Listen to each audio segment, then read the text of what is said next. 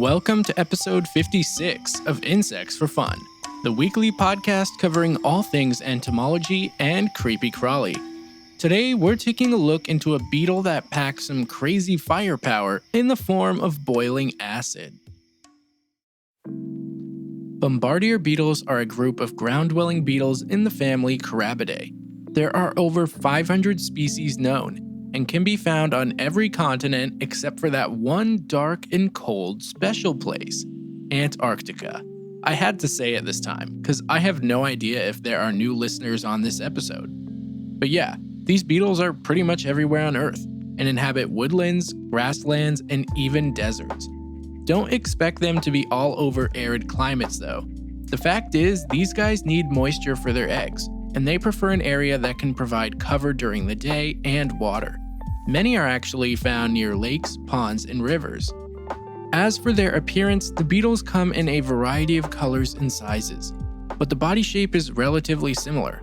For example, I can be pretty sure a beetle is a bombardier if the head and thorax are narrow compared to the abdomen, and the shape is similar to that of an upside-down maraca. The abdomens have to be larger than everything else, because this is where they store their special chemicals, but we're going to get into that jazz later. In the United States, there are 40 species, and these all surprisingly look pretty similar. Orange/reddish bodies with their elytra being greenish blue, navy, or black. Elytra is the term we use for the hard shells beetles have over their wings, by the way. Honestly, some of the US species are incredibly stunning, and I'll have photos as usual on the Instagram and Facebook page. As for the size, these guys are quite small, with many people often referring to them as the size of a fingernail, given you don't have Hulk hands or something like that. Wow. Bombardier beetles begin their life as an egg in the soil, and chow down on smaller insect larvae until they reach adulthood. Some Bombardier beetles will actually lay their eggs in the carcass of a dead animal because it serves as protection and a food magnet for smaller insect larvae like maggots. The beetles go through a series of molts during the summer months until fall, and then emerge from the ground in spring as an adult. Most of us would never know whether or not there are Bombardier larvae around, because they spend almost all their life buried in decaying matter, feeding on other ground-dwelling animals like grubs and worms, or even the decaying matter itself, depending on what it is.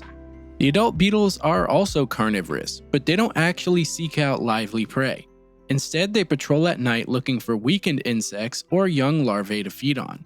And once the sun begins to rise, they seek shelter somewhere far away from the heat and away from eyes of potential predators.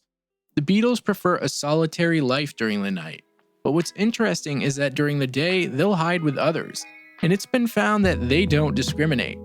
Bombardier beetles actively seek out places with other Bombardier beetles, regardless of the species, and stay huddled together during the day. Something else which is really interesting to know is that these beetles don't use their acid spray to hunt. It's a defense mechanism used only when encountered with a threat, like toads and frogs. And yeah, it does kind of seem like the only things crazy enough to try and eat one are toads and frogs. They aren't very successful at it either, with around 40% of the beetles getting thrown up and walking away after the whole ordeal. So, how exactly do Bombardier beetles manage to create such a powerful weapon? And why aren't they getting boiled from the inside out? As I mentioned earlier, these guys have a really large abdomen, and the reason is because they store two separate liquid compounds which cannot come in contact with each other until the moment of release.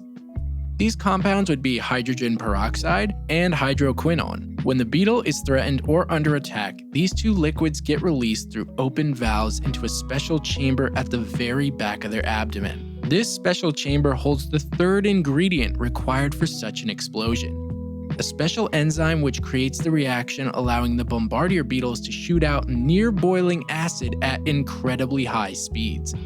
This acid is known as benzoquinone, and upon release reaches 100 degrees Celsius. The beetles are known to release up to 500 microexplosions in a single second, and can fire their acid cannons up to 20 times before depletion. Afterwards, it can take up to 24 hours to fully recharge, and any beetles caught by frogs during this recharging time have no chance of escape. This is also, of course, how they get the name Bombardier. Because if you didn't know, a bombardier is a person who is responsible for aiming and releasing bombs from an aerial craft. And just like people, some bombardier beetles can aim their weapons with incredible accuracy. For example, one species in Africa, known as Steneptinus insignis, can rotate its abdomen 270 degrees in a swivel-like motion. Many of you are probably wondering now what happens if we get hit by this crazy spray, and the answer is a painful and memorable experience. You won't be severely injured or anything like that. In fact, Charles Darwin actually wrote about an experience when a bombardier beetle sprayed him in the mouth. He was in the UK collecting beetles during undergrad and got a bit too greedy.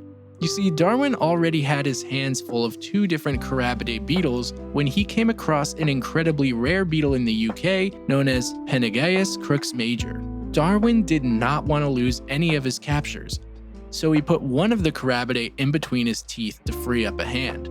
This, of course, was a massive mistake, which resulted in him losing all 3 beetles. But as we know, Darwin survived this ordeal and didn't lose anything other than what he was trying to collect that day. I have no idea why he chose his mouth of all places. I mean, did he not have pockets? What was he even doing, collecting insects without a jar? Unfortunately, we'll never get to ask him these questions, but thankfully he left a written tale. This concludes today's episode.